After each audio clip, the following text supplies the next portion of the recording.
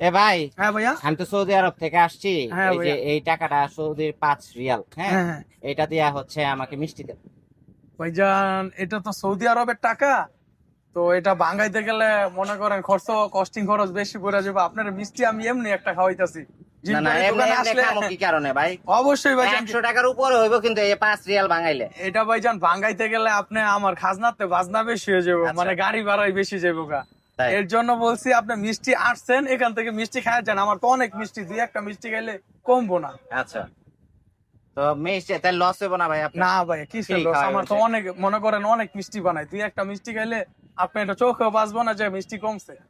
আপনি যদি রিকমেন্ড করেন যে হ্যাঁ। হচ্ছে এই মিষ্টিটা খান, তাহলে কোনটা খাওয়াবেন? আপনার একটা জিনপরি মিষ্টি খাওয়াম, বড়টা। জিনপুরি মিষ্টি খাবেন কে ভাই? জিনপুরি। জিনপুরি কি এই মিষ্টি খায় নাকি? হ্যাঁ ভাইয়া, এটা জিনপুরির মিষ্টি, জিনপুরিরা এটা বেশি খায়, কেজি কেজি নিয়ে যায়। কেজি কেজি এই মিষ্টি খাওয়া যায়? হ্যাঁ ভাই, বল কি? জানি। এটি কত করে ভাই? এটা পার পিস 70 টাকা। পার পিস 70 টাকা? এত দাম? হ্যাঁ জিনপুরি ভাইয়া। খায় বলে কি শুধু দাম বাড়ায় না ফেলাইছেন ভাই, নাকি? এটা সবসময় সেম প্রাইস, সম্পূর্ণ ছানা দিয়ে বানায়। এটা আপনাকে এমনি খাওয়াইলাম, এই যে কি। আচ্ছা, মিষ্টিটার নাম কি এটা? এটা জিনপুরির মিষ্টি, আচ্ছা, ল্যাংচা, ছানার জিনপুরির ল্যাংচা। মিষ্টি যে কইলেন, হ্যাঁ। এই মিষ্টি জিনপুরি খায়, এটা আপনি কেমনে বুঝলেন? এইটা ভাইজান ওরা আসলে এটাই বেশি নেয়, কেজির কেজি নিয়ে যায়, 2 4 5 7 কেজি একবারে নিয়ে যায়। একবারে নিয়ে যায়? হ্যাঁ ভাইয়া। আচ্ছা, আসলে বুঝেন কিভাবে? অনেকে তো বলে যে হচ্ছে একটা সুন্দর মিষ্টি ঘ্রাণ আসে, তারপরে হচ্ছে ওরা অনেকে আসলে- বলে যে আসার পরে হচ্ছে ড্যাগ ধরে নিয়ে যায়, অনেকের বোল ধরে নিয়ে যায়। আপনারটা কিভাবে নিয়ে যায়? ওরা আসলে ভাইজান হুজুর বেশে আসে, পাক পবিত্র বেশে আসে, আসলে দোকানে স্মেল পাইলা জায়গা। আপনি, ওরা আসলে একদমই মিষ্টি কিনে, সাধারণ মানুষ আসলে 2 4 10 20 টাকা দামাদামি করে, ওরা আসলে 2 টাকাও দামাদামি করে না, আইসা কেজির কেজি মিষ্টি নিয়ে চলে যায়। আচ্ছা, তো আপনি তো হিন্দু, হ্যাঁ ভাইয়া।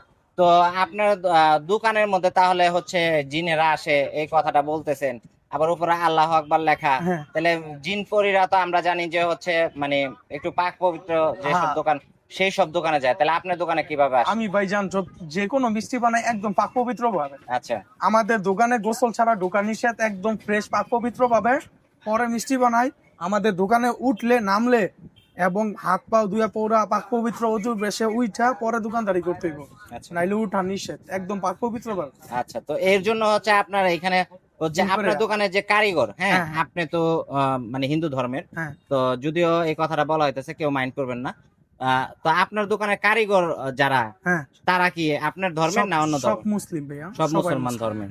আচ্ছা, তো সবাই এর জন্যই সবাইকে আপনি বলে রাখছেন যে একটু পাক পবিত্র হয়ে তারপর হ্যাঁ হ্যাঁ ইয়েতে ভাইয়া, ঢুকতে। সবাই পাক পবিত্র ভাবে মিষ্টি বানায়। আচ্ছা, তো এর জন্য হচ্ছে জিনপরিরা হচ্ছে আসে আপনার দোকানে মিষ্টি নিতে বেশি? হ্যাঁ ভাইয়া। কোন আমাদের টাইমটাতে আসে? আমাদের দোকানটা মোটামুটি ভাইজান 100 বছর প্লাস চলতেছে, ও, অনেক ঐতিহ্যবাহী একটা দোকান। এর জন্য? আমার বাবাই করছে, আমার বড় ভাইয়ারা করছে, আমরাও করতেছি প্রায় 17 18 বছর। আমাদের মনে করেন যদি ওইভাবে মিষ্টি বানাইতাম, উল্টা পাল্টা ভাবে মিষ্টি বানাইলে মিষ্টির দোকান টিকায় রাখতে পারে না। আচ্ছা, আর যারা পাক পবিত্র ভাবে মিষ্টি তৈরি করে তাদের দোকানটা আরো মনে করেন উঠা যায়। আমাদের আল্লাহর রহমতে এটা ছাড়া আরো 3টা দোকান আছে, 4টা দোকান আমাদের টোটাল।